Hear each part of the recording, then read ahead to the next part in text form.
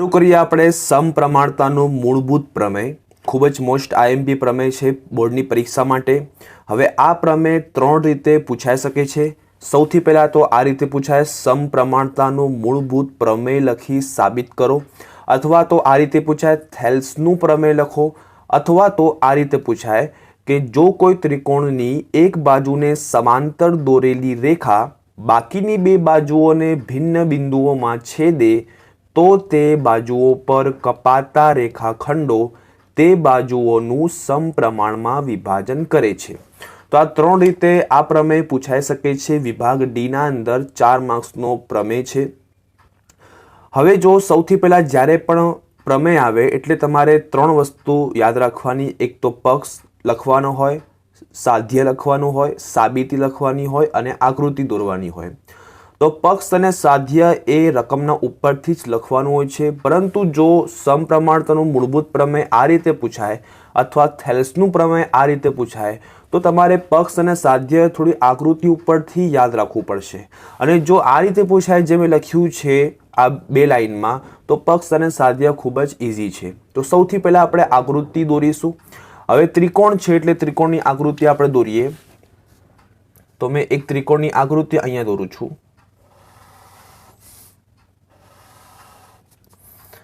નામ આપું છું ABC, A, B અને C। આ મેં ત્રિકોણની આકૃતિ દોરી, ABC નામ આપ્યો। હવે એક રેખા એવી દોરું છું જે આ BC બાજુને સમાંતર છે। તો એક રેખા મેં આપ દોરી। તો આ રેખા BC બાજુને સમાંતર છે। નામ આપું છું અહીંયા D અને E। અહીં જે છેદે છે એને D નામ આપું, અહીંયા છેદે છે એને E નામ આપું। હવે આપણે લખીશું પક્ષ અને સાધ્ય। કેવી રીતે? તો ખૂબ જ ઇઝી છે પક્ષ અને સાધ્ય। તો સૌથી પહેલા આપણે લખીશું પક્ષ। તો પક્ષ આપણે લખીશું આના ઉપર, જો ત્રિકોણની કોઈ એક બાજુને સમાંતર દોરેલી રેખા બાકીની બે બાજુઓને ભિન્ન બિંદુઓમાં છેદે। અહીં સુધી પક્ષ આવશે, પણ થોડું ચેન્જ કરીને આપણે લખીશું। ચલો, જો ત્રિકોણની, કયો ત્રિકોણ છે? ABC। તો નામ આપી દઈશું ત્રિકોણની।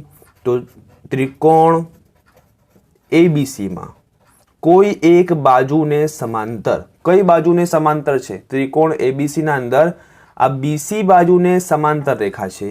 તો ત્રિકોણ ABCમાં BCને સમાંતર દોરેલી રેખા બાકીની બે બાજુઓ, કઈ બાજુઓ છે? તો BC ને સમાંતર છે, તો બાકીની કઈ બાજુ વધી? તો AB અને AC બાજુ વધી। તો લખવાનું આપણે કે બાકીની બે બાજુઓ AB અને AC ને અનુક્રમે ક્યાં છેદે છે? એક D બિંદુ અને E બિંદુએ અનુક્રમે બિંદુ D અને બિંદુ E માં છેદે છે। તો આ થઈ ગયો આપણું પક્ષ। આના ઉપરથી જ છે, જો ત્રિકોણની કઈક બાજુને સમાંતર, તો ત્રિકોણનું નામ લખ્યું, ત્રિકોણ ABCમાં BC ને સમાંતર દોરેલી રેખા બાકીની બે બાજુઓને, બાજુના નામ લખ્યા। AB અને AC ને સમાંતર હોય, ભિન્ન બિંદુમાં છેદે। કયા બિંદુમાં છેદે છે? D અને E। તો AB અને AC ને અનુક્રમે બિંદુ D અને E માં છેદે છે। આ થઈ ગયું પક્ષ। હવે આપણે લખીશું સાધ્ય। સાધ્ય એટલે જે આપણે સાબિત કરવાનું હોય એ આપણે સાધ્યમાં લખીશું। હવે સાધ્યના અંદર આપણે શું લખીશું? તો અહીંથી જોઈએ તો તે બાજુઓ પર કપાતા રેખાખંડો તે બાજુઓનું સમપ્રમાણમાં વિભાજન કરે છે। તો તમે અહીંયા જોઈ શકો છો આકૃતિમાં કે જ્યારે આ રેખા આવે છે જે BC ને સમાંતર છે, તો આ AB ના બે ભાગ થઈ ગયા, કપાતા રેખાખંડ। પહેલા આખો AB આટલો હતો, આ રેખા આવી એટલે હવે AD અને DB થઈ ગયા, બે ભાગ થઈ ગયા। એવી રીતે પહેલા AC હતું આખું, પણ જ્યારે રેખા આવી તો AE અને EC થઈ ગયું। તો આ જે ભાગ જે બે કપાયા એ ભાગ એકબીજાના સમપ્રમાણમાં હોય તે સાબિત કરવાનું। એનો મતલબ કે AD ના છેદમાં DB, તો AD ના છેદમાં DB બરાબર AE ના છેદમાં EC. તો AE ના છેદમાં EC. તો આ રીતે આપણે સાબિત કરવાનું છે. હવે આપણે સાબિતી લખીશું. સાબિતી એટલે કે જે આપણે કોઈ વસ્તુ આપણે નવી એડ કરીએ, નવું ઉમેરીએ, જે પ્રમેયમાં ના લખ્યો હોય. તો અહીં આપણે શું કરીશું? સૌથી પહેલા આપણે B ને E ને જોડી દઈશું. તો B ને E ને જોડીએ. એવી રીતે C ને D ને જોડી દઈએ. C ને D ને જોડી દો. તો બે ત્રિકોણ બની ગયા. બીજા જોઈ લો, બે ત્રિકોણ બની ગયા. એક તો બન્યા છે BDE ને CED. તો એને આપણે લખીશું સાબિતીમાં. સાબિતીમાં લખીશું આપણે કે BE એટલે આ BE અને CD દોરો. CD દોરો. અને હવે આપણે ઉપર જે ત્રિકોણ છે ADE, એના અંદર આપણે D પરથી એક વેધ દોરીશું. D પરથી એક વેધ દોરીશું જેને નામ આપીશું અહીંયા M. તો આ DM વેધ થયું જે AC ને લંબ છે. આ તમારે યાદ રાખવાનું. DM થી એટલે D થી આપણે વેધ દોર્યું એટલે DM વેધ થયો જે AC ને લંબ છે. લંબ એટલે કે 90° ખૂણો બનાવે. તો અહીંયા આપણે દોરીશું. અહીંયા એમ લખીશું કે DM લંબ AC. આ DM લંબ છે જે AC ને લંબ છે. અને એક આપણે E થી દોરીશું લંબ. તો E અહીં નામ આપીશું N. તો EN જે લંબ છે જે AB ને, EN જે વેધ છે જે AB ને લંબ છે. તો EN લંબ AB દોરો. તો આટલી વસ્તુ તમારે યાદ રાખવાની જે સાબિતીમાં લખવાની હોય છે કે આપણે સૌથી પહેલા BE ને જોડ્યું, CD ને જોડ્યું. તો બે ત્રિકોણ બની ગયા BDE CDE અને BDE CED. એના પછી આપણે D થી એક વેધ દોર્યો જે AC ને લંબ છે.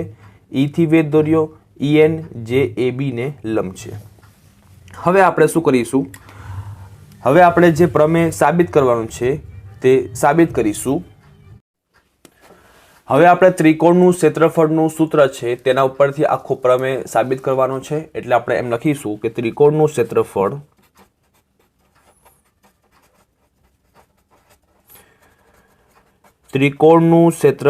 બરાબર 1/2 ગુણ્યા પાયો ગુણ્યા વેધ. હવે આપણે સૌથી પહેલા જે સાધ્યમાં એટલે આપણે આ સાબિત કરવાનું છે. તો AD છેદમાં DB.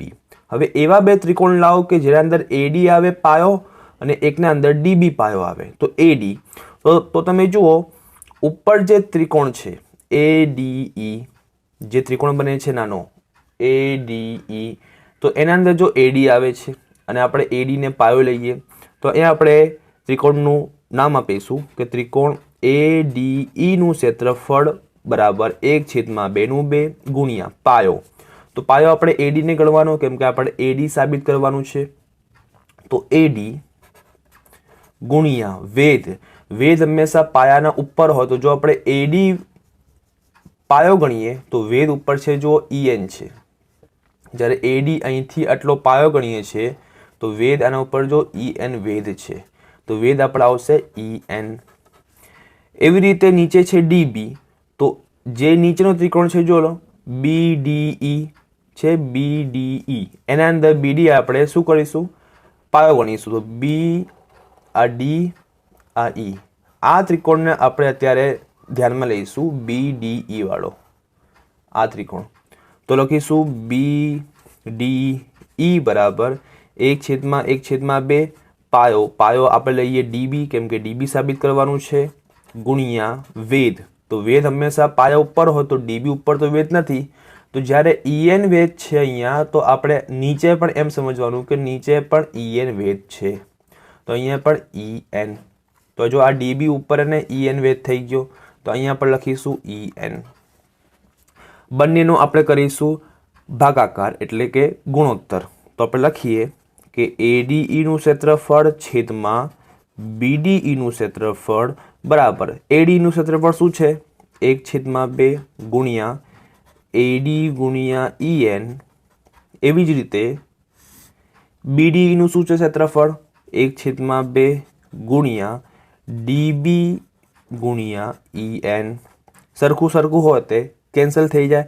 1/2 1/2 cancel, EN cancel. તો શું વધ્યું? તો વધ્યું આપણે AD/DB. આને આપણે પરિણામ 1 આપીએ. તો અહીંયા આપણે પરિણામ 1 પૂરું થઈ ગયું, એટલે આપણો અડધો પ્રમેય છે પૂરો થઈ ગયો. હવે આપણે આ તરફનું સાબિત કરીશું. કેવી રીતે? સૌથી પહેલા એવો ત્રિકોણ લાવો કે જેના અંદર AE આપણે પાયો બનાવીએ. તો જુઓ ફરીથી, જો આપણે AED એટલે ઉપરનો ત્રિકોણ છે પરંતુ નામ આપણે આ રીતે આપીએ AED, તો આમ નામ આપીએ તો AE છે એમાં આપણે પાયો બનાવીશું. તો લખીશું આપણે કે ત્રિકોણનું, ફરીથી લખીએ, ત્રિકોણનું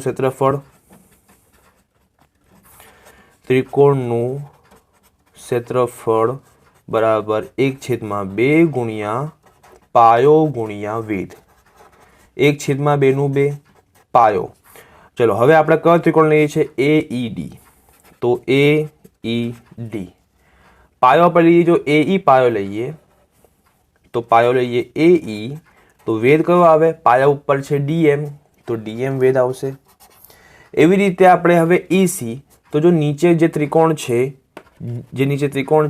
CED 1/2 નું 2 ગુણ્યા પાયો શું આવશે આમાં? EC, કેમ કે EC સાબિત કરવાનું છે. તો EC વેધ, તો EC ઉપર તો વેધ નથી, તો જ્યારે આ DM વેધ છે તો એવી રીતે આપણે એમ સમજવાનું કે અહીંયા પર DM વેધ છે, તો અહીંયા પણ લખીશું DM. બંને ત્રિકોણના ક્ષેત્રફળનું આપણે કરીશું ગુણોત્તર એટલે કે ભાગાકાર. તો કરીએ ભાગાકાર આપણે. AED નું ક્ષેત્રફળ છેદમાં CED નું ક્ષેત્રફળ બરાબર AED નું છે 1/2 ગુણ્યા AE ગુણ્યા DM. એવી રીતે જે CED નું છે 1/2 ગુણ્યા EC ગુણ્યા DM. સેમ હોય તે કેન્સલ થઈ જાય, તો 1/2 1/2 કેન્સલ, DM કેન્સલ. શું વધ્યું? AE અને EC. આમ આને સમીકરણ 2 નામ આપીશું. તો આપણી પાસે બે પરિણામ થઈ ગયા. એક બાજુ AD/DB જે સાબિત કરવાનું હતું, એક તરફ AE/EC જે સાબિત કરવાનું હતું. તો જોવા જઈએ તો આ પ્રમેય આપણે અહીંયા પૂરો થઈ ગયો. માત્ર એક નિયમ જે તમારે યાદ રાખવો પડશે, જે ધોરણ 9ના અંદર આવતો હતો, માત્ર બસ એ લખવાનું છે, 2 જ લાઈનનો છે, અને પછી આપણો પ્રમેય સાબિત થઈ ગયો. હવે જે નિયમ છે એ શું છે કે જ્યારે બે ત્રિકોણ એવા હોય કે એ બે ત્રિકોણના પાયા એક જ હોય, એટલે પાયો એક જ હોય, પાયા સમાન હોય, અને એ બે ત્રિકોણ બે સમાંતર રેખાની વચ્ચે આવેલા હોય, તો એ બે ત્રિકોણના ક્ષેત્રફળ સમાન હોય.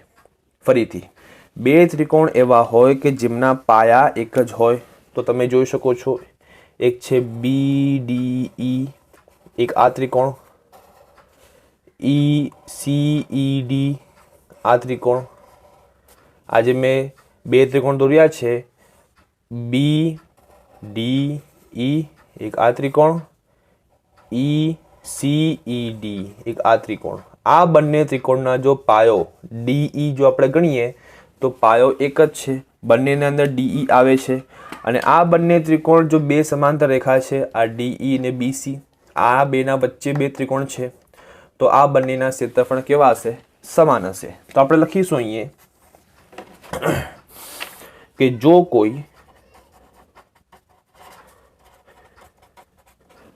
જો કોઈ બે ત્રિકોણના પાયા સમાન હોય અને બે સમાંતર બાજુ રેખાની વચ્ચે આવેલા હોય તો તે બે ત્રિકોણના ક્ષેત્રફળ સમાન હોય. માટે BDE એટલે ત્રિકોણ BDE નું ક્ષેત્રફળ બરાબર ત્રિકોણ CED ડી CED. આને આપણે સમીકરણ 3 નામ આપીશું કે આ BDE નું મતલબ BDE નું ક્ષેત્રફળ, CDE મતલબ CED નું ક્ષેત્રફળ. તો પછી છે લખવાનું કે પરિણામ